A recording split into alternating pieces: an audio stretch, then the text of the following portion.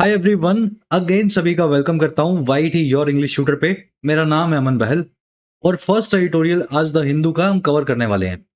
ये आर्टिकल आज ही द हिंदू में छपा था, इबोला के ऊपर लिखा हुआ है और इस न्यूज़पेपर आर्टिकल को पढ़ करके हम अपनी इंग्लिश के सेक्शन को प्रिपेयर करेंगे। चाहे आप कोई एग्जाम दे रहे हो, चाहे डे टू डे लाइफ में इंग्लिश को इंटीग्रेट करना चाहते हो, हमने इस क्लास को इस तरीके से बनाया है कि आधे घंटे में आप इंग्लिश मीडियम वाले स्टूडेंट के बराबर आकर के अप्रोच करें अंग्रेजी को। और ये रोज का आधा घंटा आपकी इन्वेस्टमेंट होगी अगले 1 महीना 2 महीना, जब तक अंग्रेजी आपकी ताकत ना बन जाए। तो चलिए शुरू करें क्लास को।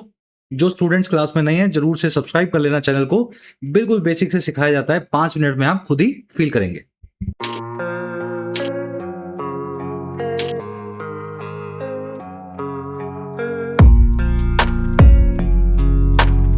कह रहा है जी watch but do not wait. थोड़ा लंबा अजीब सा टाइटल है। वॉच का मतलब है देखो या निगरानी करो। वॉचमैन क्या करता है? चौकीदार निगरानी करता है ना। कह रहे देखो और निगरानी करो, लेकिन इंतजार मत करो। चोर के आने का इंतजार मत करो, पहले से ही जो करना है आपको सारे इंतजाम करके रखो। चलिए, ये वेट बड़ा कॉमन सा वर्ड है, यूज करना आपको आता होगा। इंतजार करने को बोलते हैं वेट करना। लेकिन वेट जब आप किसी ऐसी चीज का करते हैं जो एक्शन आपको कर लेना चाहिए था, जिसको हिंदी में बोलते हैं टाल मटोल करना, तो टाल मटोल वाले वेट के लिए कौन सा वर्ड आपको दिमाग में आता है?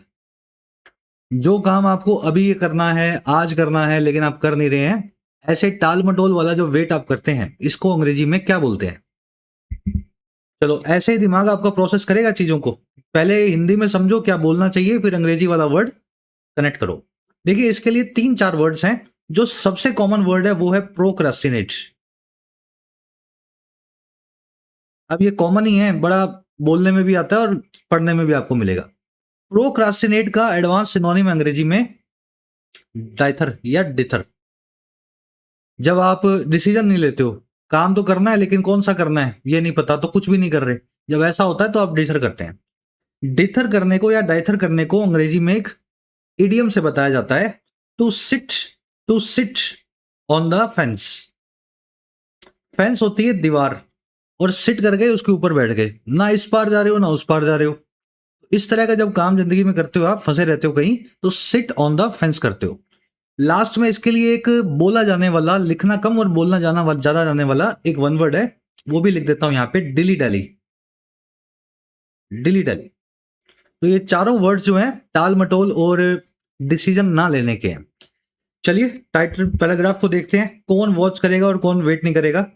कह रहा है जी, extra caution should guide international responses to Ebola outbreak. कह रहा है थोड़ा सा एक्स्ट्रा जो कॉशन है, कॉशन का मतलब क्या होता है? सावधानी।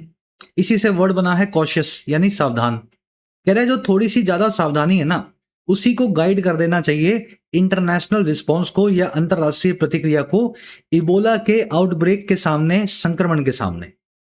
मतलब हमारी पूरी जो रिस्पॉन्स है वो एक्स्ट्रा कॉशन के ऊपर बेस्ड होना चाहिए। ऐसा नहीं हो कि इबोला फैल जाए, फिर जो लॉकडाउन लगने लगे और फिर आप बोलो यार किया ही नहीं कुछ। तो पहले ही कर लेना है, कोविड जैसा मामला इसमें नहीं बिठाना है। चलिए, एक्स्ट्रा कॉशन सब्जेक्ट है, यहाँ पे एक्स्ट्रा एडजेक्टिव है, कॉशन एक नाउन है, सब्जेक्ट का काम करेगा। वर्ब है इसकी शुड गाइड। गाइड का मतलब होता है किसी को गाइड करना, डायरेक्ट करना, आगे बढ़ाना, है ना। चलिए, आउटब्रेक वर्ड आपने देख लिया, फैलाव को, संक्रमण को बोलते हैं। आउटब्रेक के लिए अंग्रेजी में एक और अच्छा वर्ड है जो आज आर्टिकल में बार बार आएगा, कंटेजियन। कंटेजियन, अचानक से कोई बीमारी फैलती है ना, तो उसको आउटब्रेक या कंटेजियन बोलते हैं। अब ये कंटेजियन वर्ड बिल्कुल आसान है याद करना, इसी से ही तो दूसरा वर्ड बना है कंटेजियस। आप बोलते हो ना ये कंटेजियस डिसीज है, जुकाम जो है कंटेजियस होता है, यानी छुआछूत से फैलता है, हवा से फैलता है। तो फैलने वाली चीजों को कंटेजियस बोलते हैं, महामारियों को कंटेजियन बोलते हैं, और आउटब्रेक इसका एक अच्छा सिनोनिम है। चलिए, अब जल्दी से इस आर्टिकल की आपको वोकैब दिखाएंगे। 5 वर्ड्स हैं मेरे पास, 5 नहीं है इनफैक्ट आज 7 वर्ड्स हैं। ये जो शुरू में आप देख रहे हो ना, अलैक्रिटी, कन्वेंशनल, बाईपास, इनको सबको एक साथ देख लेते हैं ताकि क्लास को आप स्मूथली ले पाए। इस चैनल को फ्री ऑफ कॉस्ट सपोर्ट करने का तरीका यही है, आपके लाइक्स और शेयर्स, आपके प्यार के ऊपर इस कंटेंट को बनाया जाता है क्वालिटी के साथ। देखिए, इस हाल के दौर में एक अजीब सा स्ट्रेस, एक प्रेशर आप फील कर रहे होंगे, पर्सनली मैं तो कर रहा हूं, जब मैं पढ़ता हूं इस तरह की हेडलाइंस कि एआई की वजह से जॉब्स जाने वाली है, महंगाई आने वाली है वॉर्स की वजह से, या फिर एग्जाम्स के अंदर 50 लाख लोग बैठेंगे 1200 भर्तियों के लिए। तो ये अनएम्प्लॉयमेंट, ये महंगाई, ये सब चीजें जो घबराहट आपको देती हैं, याद रखें हर जनरेशन ने इनको फेस किया है किसी ना किसी फॉर्म में। और इनसे निकला वो है जिसने अपने आप में इन्वेस्ट किया है, अपनी स्किल्स में, अपनी नॉलेज में। जो भी आपने पिछले 15 साल में सीखा या अगले 5 साल में सीखोगे, इस नॉलेज को और इसको प्रेजेंट करने की स्किल्स को आपको अच्छे से एक्वायर करना है। और प्रेजेंट करने का काम होता है, अंग्रेजी का ग्लोबल लैंग्वेज है, और इसी के लिए जरूर से YT ऐप को डाउनलोड करें। हमारा काम है आपको फ्यूचर रेडी करना, चाहे कोई एग्जाम देना चाह रहे हो या किसी कॉर्पोरेट में नौकरी करना चाह रहे हो। इंग्लिश में लिखने से लेकर के समझने तक, वोकैब से लेकर के ग्रामर तक, राइटिंग से लेकर के स्पीकिंग तक, हर एस्पेक्ट आपको इस ऐप के ऊपर जो है तैयार मिलेगा। इंग्लिश राइटिंग स्किल्स के कोर्स में आप एनरोल कर सकते हैं। बहुत ही कम फीस के अंदर 50-60 घंटे में आपका इंग्लिश का लिखने का, पढ़ने का पोर्शन जो है यहां से कवर हो जाएगा। एग्जाम देना चाह रहे हैं तो इस साल अंग्रेजी आपका सबसे स्ट्रॉन्गेस्ट सब्जेक्ट हो, मैथ से भी ज्यादा, रीजनिंग से भी ज्यादा। तो grammar, vocab, reading, previous year papers, सब के सब आपको इस अनलॉक कोर्स के अंदर कवर्ड मिलेंगे। You can take benefit of this course as well. और सिविल सेवाओं वालों के लिए एक फुल फ्लेजेड पैकेज है हमारे पास, जिसमें आपको CSET से लेकर के ऑप्शनल आंसर राइटिंग तक ले करके जाते हैं हम। अंग्रेजी का पोर्शन आपका कवर होता है माइग्रेट करवा करके। चलिए, ऐप का लिंक आपको कमेंट सेक्शन में मिलेगा, प्ले स्टोर से इसको डाउनलोड करें जरूर से। और ये टीम का नंबर है, इस पे व्हाट्सएप करके किसी भी कोर्स से रिलेटेड आपका कोई इश्यू हो, आप हमारे साथ शेयर कर सकते हैं। आज ही अपने आप में इन्वेस्ट करें, ये सबसे बड़ी इन्वेस्टमेंट होगी आपकी इस एज के अंदर।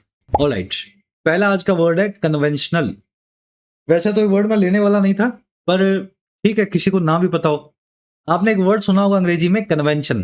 कन्वेंशन का मतलब होता है रूढ़ी, प्रथा, रीतियां, रिवाज, परंपरा। कन्वेंशन से, परंपरा से, रूढ़ी और रीति से आपने एक एडजेक्टिव बना दिया कन्वेंशनल। जो रूढ़ीवादी हो, पारंपरिक हो, दकियानुसी हो, जो नएपन में विश्वास ना करता हो, भरोसा ना रखता हो।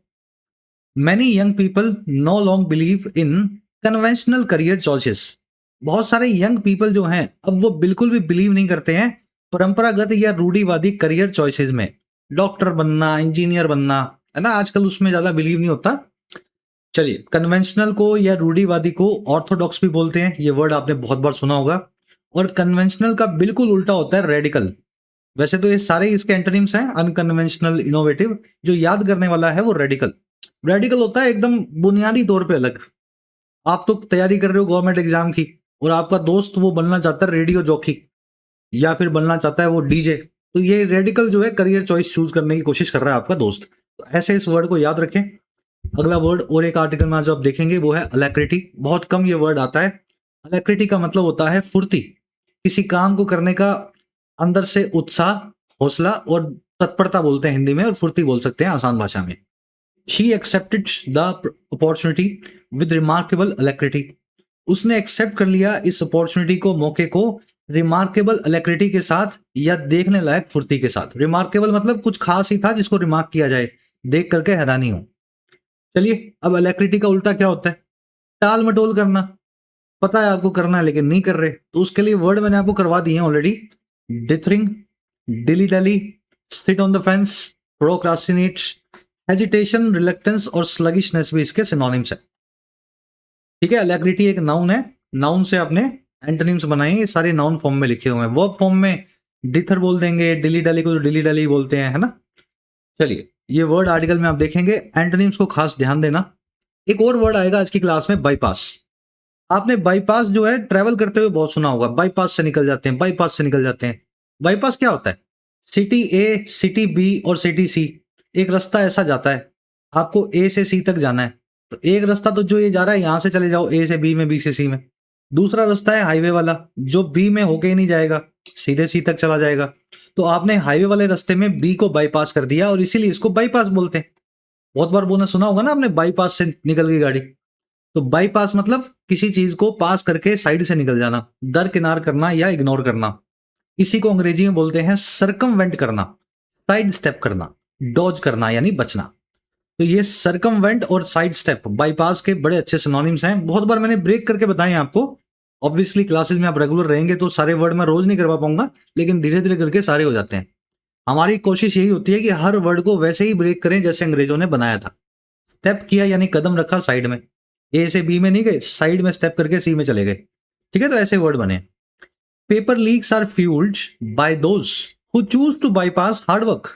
पेपर लीक्स जो हैं वो फ्यूल होती हैं, आगे बढ़ाई जाती हैं या ट्रिगर की जाती हैं उन लोगों के द्वारा जो लोग चूज कर लेते हैं कि बाईपास करेंगे, बचेंगे हार्ड वर्क से।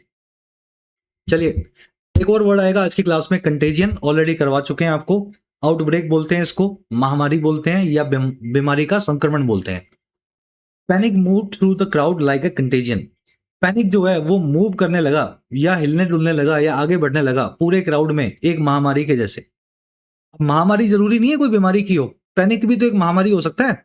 सब लोग भागने लगे इधर उधर, हबड़ तबड़ होने लगी, तो पैनिक जो है एक महामारी की तरह, कंटेजन की तरह पूरे क्राउड में फैलने लगा। चलिए एपिडेमिक इन्फेक्शन इसके सिनोनिम्स हैं। आउटब्रेक आप ऑलरेडी देख चुके हैं। You will see the word contagion in today's article. एक और वर्ड देखेंगे आज, प्रिसिपिटेट। देखिए प्रिसिपिटेट का मतलब होता है अचानक से और तेजी से किसी घटना को घटित करना। जैसे ये गिराया ना इसने, ये डोमिनोज बोलते हैं इनको, एक गिराया, दो गिराया और सारे गिरते हो जाएंगे, और अचानक से क्या होगा, ये अलार्म क्लॉक जो घड़ी पड़ी हुई है गिर जाएगी। तो ये काम बहुत तेजी से हुआ, गिराया तो ये शुरू का एक दो होंगे, सारे गिर गए और घड़ी गिर गई। तो इस तरह से जो अचानक से और तेजी से कोई काम होता है, जनरली गलत कामों के लिए ये वर्ड यूज होता है। प्रिसिपिटेट से ही अंग्रेजी में एक वर्ड बनाया अंग्रेजों ने, प्रिसिपिटेशन, नाउन फॉर्म में प्रिसिपिटेशन। आप इसको सर्च करो, वीडियो को पॉज कर दो, सीखना है ना आपको, प्रिसिपिटेशन वर्ड को सर्च करो, फिर मैं कनेक्ट करके बताता हूं। सर्च करने पे आपको मिलेगा प्रिसिपिटेशन का मतलब रेन या बारिश, और एक्चुअल में बारिश से ही ये वर्ड बनाया गया था। बरसात कैसे होती है, अचानक से बादलों में पानी की जो सांद्रता है, कंसंट्रेशन है, बहुत बढ़ जाती है और बादल फट जाता है और आप पानी की बूंदें गिरती हैं। तो वहीं से प्रिसिपिटेशन यानी बरसात होती है, बरसात अचानक से होती है। तो वहीं से वर्ड इन्होंने ऐसे बना रखा है, प्रिसिपिटेट जो है एडजेक्टिव। चलिए reckless statements can precipitate serious political tensions. जो रेकलेस या केयरलेस स्टेटमेंट्स होती हैं वो अचानक से और तेजी से घटित करवा सकती हैं बहुत ही संगीन और गंभीर पॉलिटिकल टेंशंस को, सियासी तनाव को। ट्रिगर करना, प्रोवोक करना, इंस्टिगेट करना, ये इसके सिनोनिम्स हैं। चलिए एक और वर्ड आज क्लास में देखेंगे आप, सॉलिसिट। बड़ा प्यारा वर्ड है, एडवांस वर्ड है, जो आपको पता ना हो तो इस वर्ड का मीनिंग कभी निकाल ना पाओगे। सॉलिसिट का मतलब होता है किसी से कुछ मांगना या अनुरोध करना। अब क्या मांगा आपने, डोनेशन मांग लो, सपोर्ट मांग लो, इस तरह की चीजें जब आप लोगों से जा जाके मांगते हैं घर घर, तो आप सॉलिसिट करते हैं, है ना, उसमें जो भी काम आप करना चाह रहे हैं। The PM speech solicited support for the centres austerity measures. PM साहब की जो स्पीच थी, जो भाषण था, उसने अनुरोध किया या मांगा सपोर्ट को, और किसके लिए, सेंट्रल गवर्नमेंट के ऑस्टेरिटी मेजर्स के लिए या किफायत के कदमों के लिए।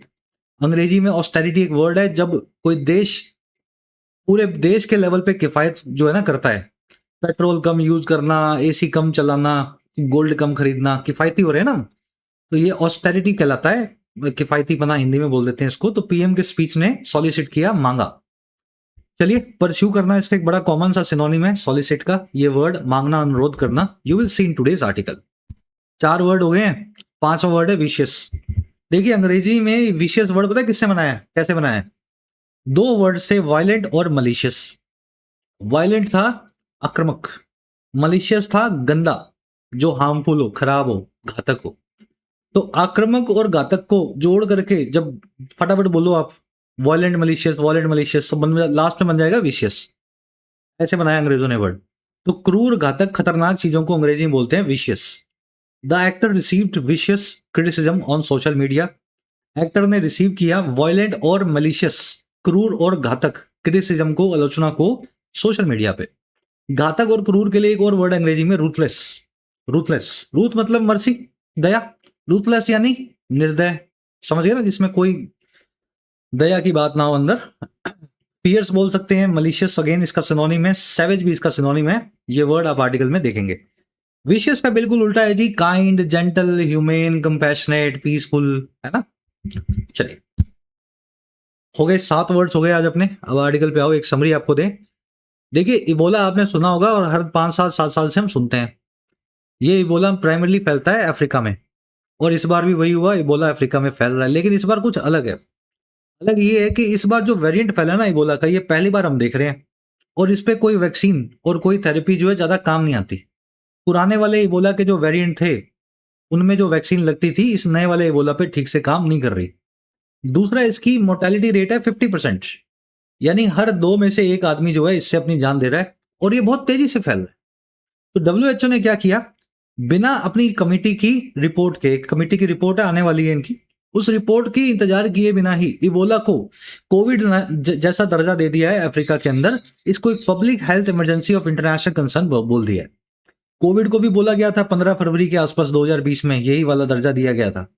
हमारा आर्टिकल कह रहा है कि बहुत तेजी से फैलने वाला बड़ा गंदी बीमारी है इबोला, और जो ये किया है डब्ल्यूएचओ ने, ये बहुत अच्छा सबक सीखा है इन्होंने कोविड से, जो भी किया बहुत अच्छा किया है।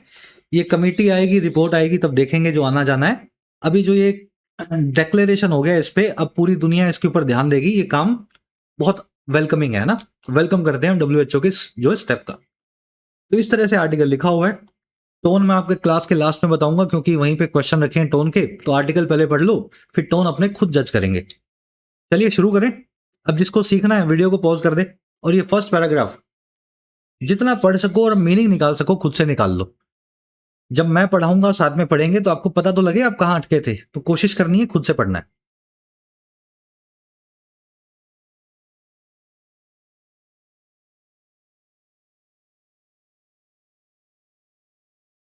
चलिए, कह रहा है जी, with unusual alacrity WHO declared a public health emergency of international concern over the Ebola outbreak in central Africa.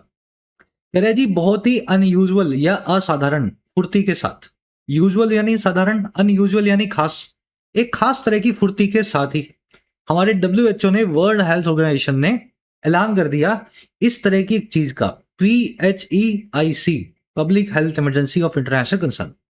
और किसको लेकर के किया, ओवर लगा के बता रहा है, इबोला के आउटब्रेक को लेकर किया या संक्रमण को लेकर किया, जो हो रहा है अभी सेंट्रल अफ्रीका में, हॉर्न ऑफ अफ्रीका के आसपास। और ये काम इन्होंने कैसे किया, इबोला को इतना बड़ा दर्जा कैसे दे दिया इन्होंने, ये दिया bypassing the conventional waits for an emergency committees advice.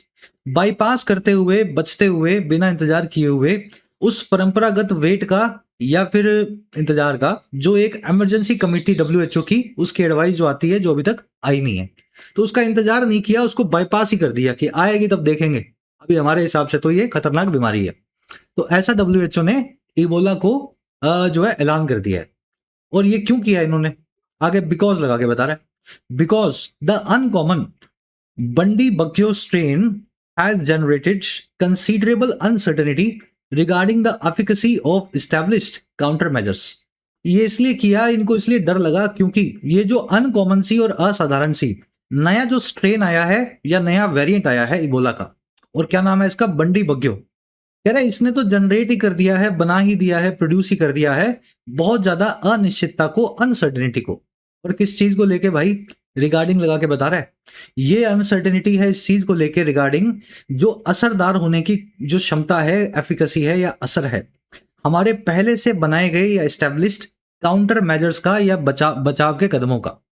अब ये कौन से बचाव के कदम होते हैं इबोला के खिलाफ, ये सारे बताए हैं इसने, such as vaccines and therapies. कह रहा है जी, that are mostly effective against the prevalent Zaire strain. कह रहा है जैसे कि वैक्सीन और थेरेपीज हैं, ये सारे हमारे बचाव के कदम हैं, काउंटर मेजर्स हैं, और ये वो मेजर्स हैं जो मोटे तौर पे असरदार थे, इफेक्टिव थे, पहले से चलने वाली, प्रिवेल करने वाली या प्रेवलेंट इबोला की इस वेरिएंट के लिए, जायर नाम की स्ट्रेन के लिए। तो डब्ल्यूएचओ ने देखा इस बार इबोला नया वेरिएंट है, नई स्ट्रेन है, कोई वैक्सीन समझ नहीं आ रही लगेगी नहीं लगेगी, तो इन्होंने क्या किया, बिना कमेटी की वेट किए, उसकी एडवाइस के वेट किए, इबोला को कोविड जैसी बीमारी का दर्जा दे दिया है, ताकि पूरी दुनिया इस पे ध्यान दे सके। सब्जेक्ट की वर्ब पकड़ो, सब्जेक्ट वर्ब पकड़ो, स्ट्रक्चर सेंटेंस की ऐसी है, डब्ल्यूएचओ है मेन सब्जेक्ट, वर्ब है इसकी डिक्लेयर्ड पास्ट इंडेफिनिट में। डब्ल्यूएचओ ने इसको डिक्लेयर किया इबोला को एक आउटब्रेक सेंट्रल अफ्रीका में। कैसे किया, विद प्रेपोजिशन लगा के बता रहा है, अलैक्रिटी के साथ, फुर्ती के साथ। और कब किया, बाईपास करते हुए, बचते हुए इस तरह की एडवाइस से। एडवाइस थी जो कन्वेंशनल है, परंपरागत है, जो रूढ़िवादी तौर पे आती है। क्यों किया, अब ये पूरा बिकॉज से लेकर के आगे तक एडवर्बियल फ्रेज ऑफ रीजन है। जो क्यों का जवाब दे वो एडवर्बियल फ्रेज ऑफ रीजन, जो वेयर का रिप्लाई दे, कहां का, वो एडवर्बियल फ्रेज ऑफ प्लेस, जो कब का रिप्लाई दे वो एडवर्बियल फ्रेज ऑफ टाइम। तो ये क्यों का रिप्लाई दे रहा है, कह रहा है क्योंकि ये जो अनकॉमन सी स्ट्रेन है, स्ट्रेन सब्जेक्ट है जनरेटेड इसकी वर्ब है, इसने जनरेट किया है बहुत अनसर्टेनिटी को, एफिकेसी को, असर को लेकर के, बचाव के कदमों का। पूरा खोल दिया ना। सलाद की तरह काट दिया अपन ने पूरे सेंटेंस को, ताकि एक एक वर्ड को आप समझ सकें, और ऐसे ही बने होते हैं सेंटेंसेस। ये 2 3 4 सेंटेंसेस जो आर्टिकल में छपे थे ओरिजिनल एडिटोरियल में, उनको जोड़ के हमने मुश्किल वाला सेंटेंस बनाया है। अब आप आर्टिकल पढ़ोगे, आपको मजा आएगा, हंसी आएगी आपको, कितना आसान है। ठीक है, चलो आगे बढ़े, नेक्स्ट पैराग्राफ पे आ जाओ। इसी तरीके से जोड़ जोड़ करके मुश्किल बना दिया गया है, ताकि आप ठीक से पढ़ना सीखें।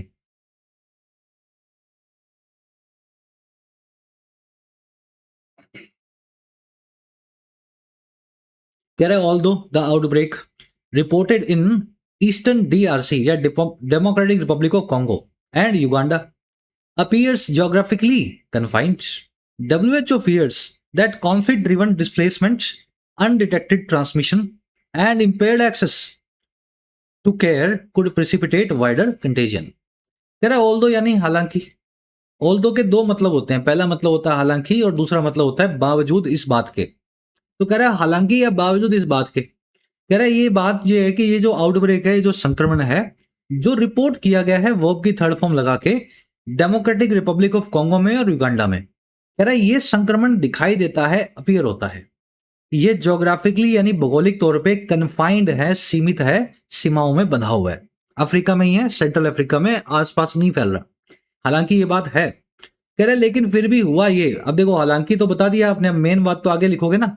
हुआ ये, WHO को ये फियर है, ये डर है कि कॉन्फ्लिक्ट या झगड़े की वजह से, वॉर की वजह से जो डिस्प्लेसमेंट होती है, लोगों का एक जगह से दूसरी जगह पलायन होता है, और जो ऐसा ट्रांसमिशन है, फैलाव है, जो अनडिटेक्टेड है। आपको ये बोला था, आपको पता ही नहीं लगा, 10 दिन बाद पता लगा, 10 दिन में आप घुमाए पूरा बाजार। तो ये ट्रांसमिशन हो रहा है एक जगह से दूसरी जगह बिना डिटेक्शन के।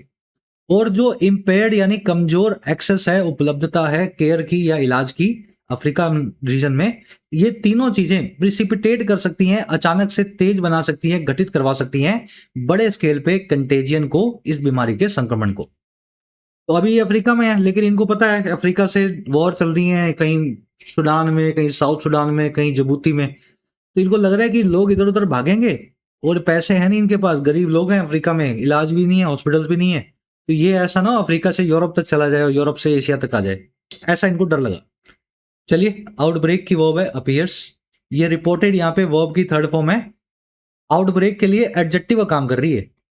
आउटब्रेक ने किसी को रिपोर्ट नहीं किया, आउटब्रेक को रिपोर्ट किया गया। कौन सा outbreak? The outbreak which was reported in DRC in Uganda. तो यहाँ विच वॉज जो है ना, बीच में फंसा हुआ है, लिखा नहीं है। जब विच वॉज लिख देते हैं तो ये रिलेटिव क्लोज बन जाता है, जब ये निकाल देते हैं तो ये पार्टिसिपल फ्रेज बन जाता है। थोड़ा टेक्निकल जा रहा हूं मैं। अगर आपने ग्रामर मेरे साथ पढ़ी हुई है, चैनल के ऊपर रखी हुई है पूरी ग्रामर, तो ये सब चीजें आपको पता होंगी। ठीक है, आउटब्रेक की वर्ब है अपीयर्स। कन्फाइंड यानी सीमित, लिमिटेड। WHO की वर्ब है फियर्स। डिस्प्लेसमेंट, एक्सेस और ट्रांसमिशन की वर्ब है कुड प्रिसिपिटेट। प्रिसिपिटेट करना यानी बारिश की तरह अचानक से किसी घटना को घटित करवाना। कह रहा है जी, as of May 16 2026 the DRC's Ituri province had reported 8 laboratory confirmed cases, 246 suspected cases and 80 suspected deaths. कह रहा है अगर बात करें 16 मई 26 की, तो कॉन्गो का जो इटूरी प्रोविंस है, या इनका स्टेट है, राज्य है इटूरी, इसने तो रिपोर्ट भी कर दिया था 8 जो है ऐसे केसेस को जो लैब में कंफर्म हो गए हैं, 246 ऐसे केसेस को जिनके लैब टेस्ट होना बाकी है, और 80 ऐसी मौतों को जो सस्पेक्टेड हैं, जिनकी सस्पिशन हमें ये है कि इबोला से हुई होंगी। कह रहा है जी, while Uganda recorded 2 unrelated confirmed cases in Kampala, जबकि युगांडा ने तो रिकॉर्ड किया 2 ऐसे कंफर्म्ड केसेस को कंपाला में जो अनरिलेटेड थे। अनरिलेटेड किससे थे? इबोला से तो रिलेटेड है, लेकिन इटूरी से या डीआरसी से रिलेटेड नहीं है। तो दोनों जगह इंडिपेंडेंटली चल रहा है ये काम, यहां भी चल गया और वहां भी शुरू हो गया। ऑफ कोर्स इनका कोई ओरिजिन होगा कॉमन, लेकिन अभी अनरिलेटेड लग रहे हैं, दोनों अलग अलग जगह पे 2 संक्रमण फैले हुए हैं। चलिए, ये एज ऑफ और इसको एज ऑन दोनों बोला जाता है। एज ऑन मतलब इस डेट के हिसाब से मई 16 तक क्या हो चुका है, तो एज ऑफ मई 16 या एज ऑन मई 16, जो भी बोलना चाहो, लिखना चाहो, लिख सकते हैं आप। इटूरी प्रोविंस की वर्ब है हैड रिपोर्टेड, ये काम कर चुका था ये, ठीक है, पास्ट परफेक्ट में। और युगांडा की वर्ब है रिपोर्टेड। चलिए बढ़े आगे। ये V1 V2 मैं साथ साथ लिखता रहता हूं, पकड़ पाओ आप सब्जेक्ट वर्ब क्या है और टेंस क्या है। चलिए नेक्स्ट पैराग्राफ।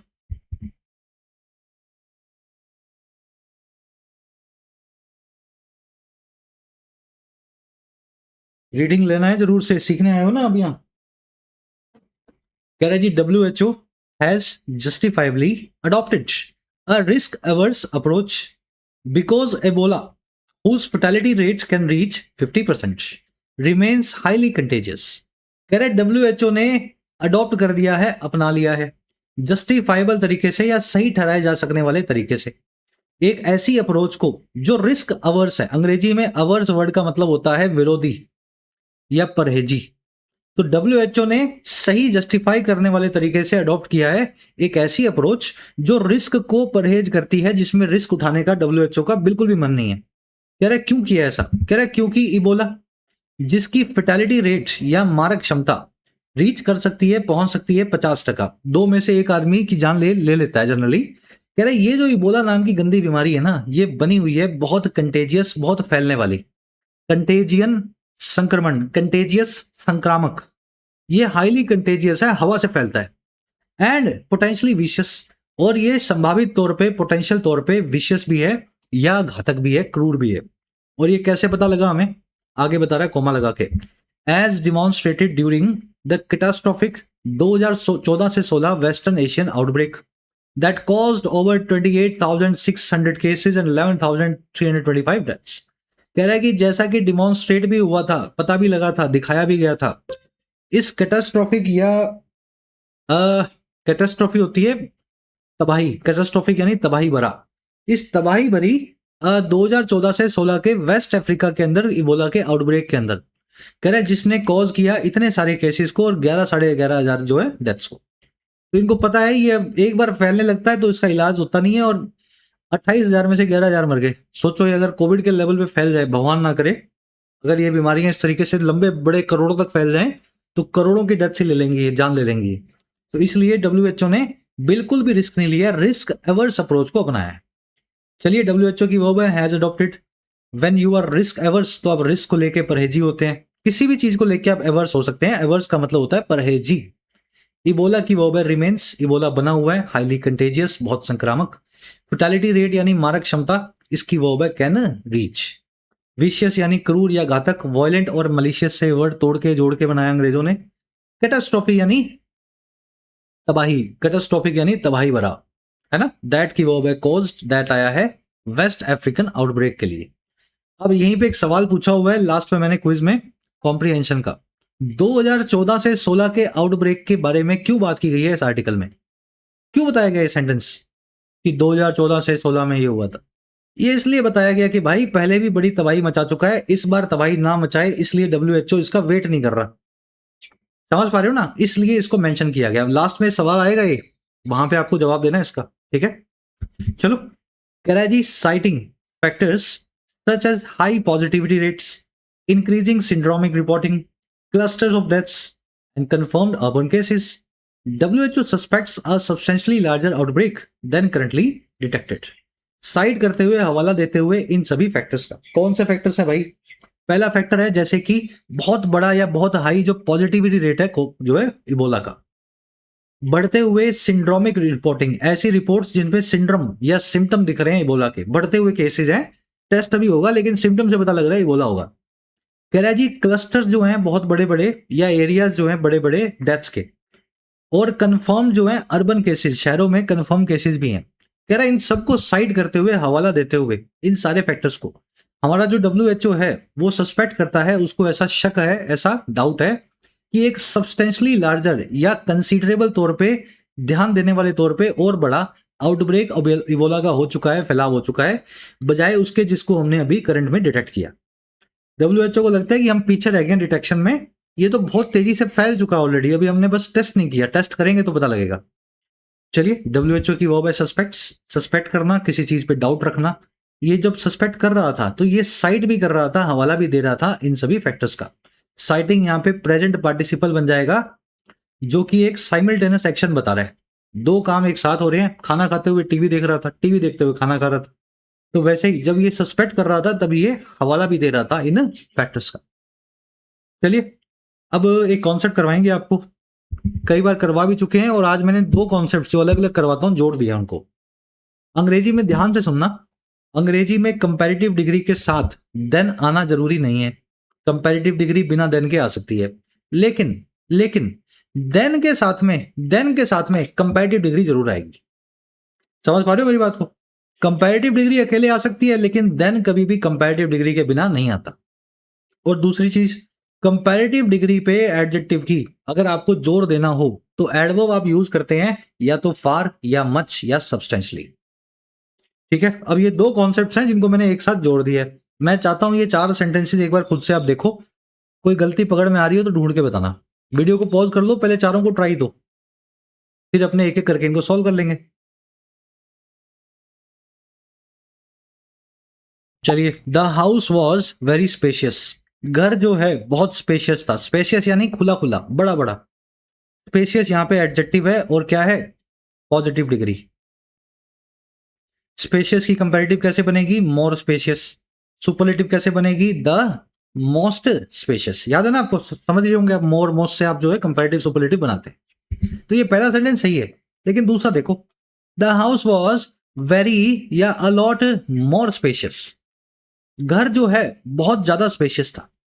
देखो, आपने यहाँ पे मोर स्पेशियस यानी कंपैरेटिव डिग्री का इस्तेमाल किया है, जो कि सही है।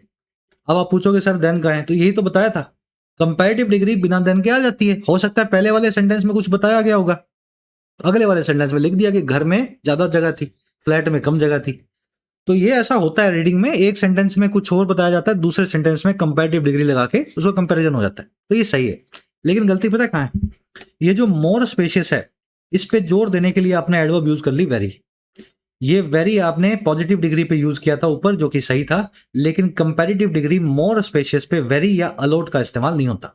तो क्या करें इस्तेमाल? इन तीनों में से किसी भी एक डिग्री का कर लो।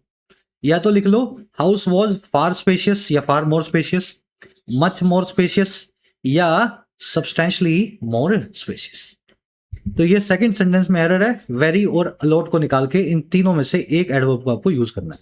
यहां पे भी वही हुआ है। लार्जर आउटब्रेक, लार्जर एक कंपैरेटिव डिग्री है एडजेक्टिव की। कंपैरेटिव डिग्री से पहले आपने सब्सटेंशियली का इस्तेमाल किया है, और ये क्यों लगी है? क्योंकि देन का इस्तेमाल सेंटेंस में हुआ था। चलो अब तीसरा देखो, the house was spacious than the flat. House जो है स्पेशियस था, खुला था, बजाय फ्लैट के। देखो, मोर स्पेशियस अकेले आ सकता है, देन की जरूरत नहीं है, लेकिन देन जो है बिना कंपैरेटिव के नहीं आ सकता। तो इस देन की वजह से ये स्पेशियस का इस्तेमाल गलत है, यहां लिखेंगे मोर स्पेशियस। तो थर्ड में आपको मोर लगा देना चाहिए। ठीक है, अब इसी को अप्लाई करना है फोर्थ पे। The journey was too longer than what we had expected. Journey बहुत लंबी थी बजाय उसके जो हमने एक्सपेक्ट किया था। हमने सोचा था 6 घंटे की, जर्नी हो गई 36 घंटे की। लास्ट वाले को आप खुद सॉल्व करेंगे, बड़ा आसान क्वेश्चन है ये। ठीक है, ये ऊपर वाला ये फॉर्मूला आपने देख लिया तो आसानी से आप इसको सॉल्व कर सकते हैं। चलिए, कमेंट सेक्शन खुला हुआ है, मैं देखना चाहूंगा कितने लोग सही से इसको अटेम्प्ट कर पाते हैं। गलत होगा तो भी आपको फीडबैक देंगे। Post your answers in the comments. चलिए, आर्टिकल को रैप अप करेंगे। छोटा सा एक सेंटेंस है लास्ट, फटाफट इसको पढ़ो।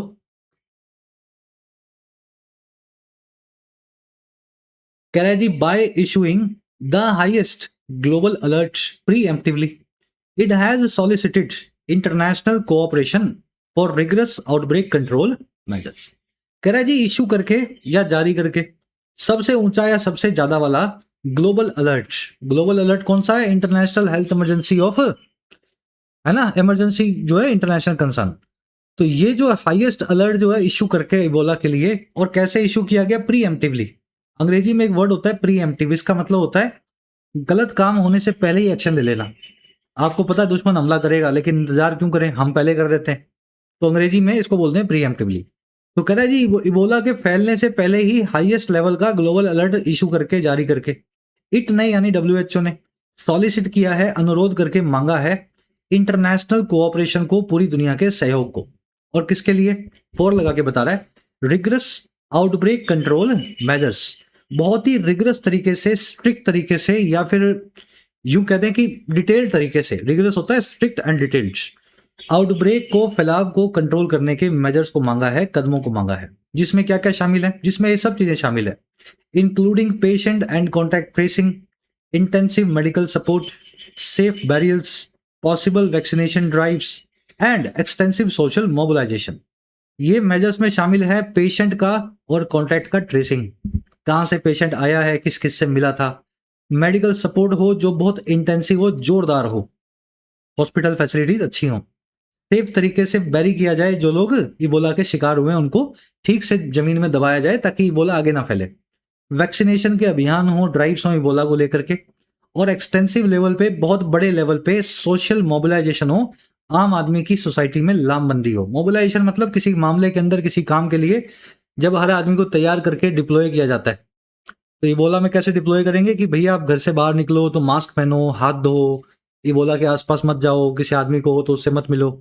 तो ये सारे मेजर्स WHO चाहता है कि इंटरनेशनली इसको कोऑपरेशन मिले, है ना, मेडिकल सपोर्ट दिया जाए, वैक्सीनेशन की ड्राइव्स हो, ढंग से दबाया जाए जमीन में डेड्स को, है ना। चलिए, इट आया subject of course for WHO, verb है इसकी हैज सॉलिसिटेड, मांग लेना, अनुरोध कर लेना। प्रीएम्प्टिव एक वन वर्ड है अंग्रेजी में, बड़ा अच्छा वन वर्ड है। कोई ऐसा काम जो आप इनिशिएटिव लेके करते हैं गलत काम को रोकने से, उसके होने से पहले ही।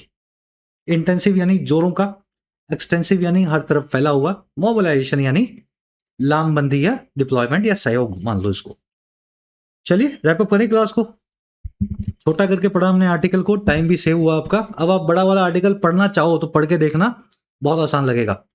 अब आज फटाफट अपना क्लोज टेस्ट है, 5 क्वेश्चंस हैं इसी आर्टिकल में जो आपने सीखे हैं 5 वर्ड्स, उन्हीं को इन्हीं 5 ब्लैंक्स में फिट करना है। मैं चाहता हूं वीडियो को पॉज करके आप ट्राई ले लो, फिर मैं आंसर्स करवाता हूं ताकि मैच कर सको आप।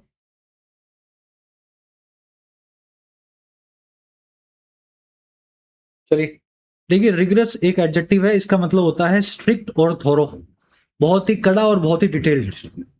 डिली डली एक वर्ब और एक नाउन है, इसका मतलब होता है चीजों को आगे धकेलना या टाल मटोल करना। प्रिसिपिटेट एक वर्ब है, किसी चीज को, घटना को अचानक से घटित करवाना। ऑर्थोडॉक्स एक एडजेक्टिव है, परंपरागत या रूढ़िवादी। सॉलिसिट भी एक वर्ब है, इसका मतलब है अनुरोध करके मांगना। कह रहा है जो इस प्रकार का एडमिनिस्ट्रेशन था, प्रशासन था, इसने जारी रखा ये काम करना। क्या काम करना? देखो, काम करना यानी वर्ब, वर्ब दो ही है यहाँ पे, प्रिसिपिटेट करना और सॉलिसिट करना। वैसे डिली डली भी एक वर्ब है, नाउन और वर्ब दोनों तरीके से यूज होता है। तो इसने जारी रखा इन तीनों में से एक काम करना, सॉलिसिट करना, प्रिसिपिटेट करना या डिली डली करना। और ये कैसे जारी रखा? बावजूद यानी डिस्पाइट बढ़ती हुई वार्निंग्स के। कह रहा है जी हालांकि, ऑल्दो, जो इकोनॉमिक्स हैं, जो अर्थशास्त्री हैं, उन्होंने आर्ग्यू किया, ये कहा दैट की further hesitation could dash a fiscal crisis, और ज्यादा हेजिटेशन किया तो एक फिस्कल क्राइसिस को आप डैश कर सकते हैं।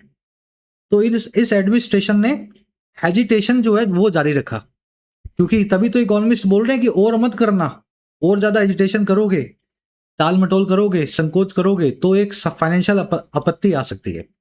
तो इन्होंने जारी रखा है टाल मटोल करना, यहां पे आ जाएगा डिली डली सेकंड में, ठीक है। और फिस्कल क्राइसिस को आप क्या करेंगे? कुड नाम की वर्ब के बाद, हेल्पिंग वर्ब के बाद मेन वर्ब आएगी प्रिसिपिटेट।